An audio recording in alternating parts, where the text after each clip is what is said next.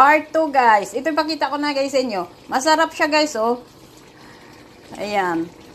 Gusto ko sa adobo yung maanghang. Tsaka talagang lasang sarap ng ano sa suka ba. Pag nag-adobo ako guys, nilalagyan ko siya ng luya para matanggal yung lansa. Ang sarap, sarap. Alam mo, bawang, luya, sibuyas, diba?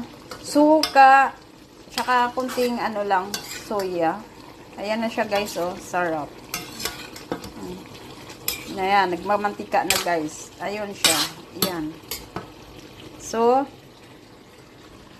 kain tayo guys. Ako lang mag-isa dito. Nagtrabaho yung dalawa, yung mag-ama.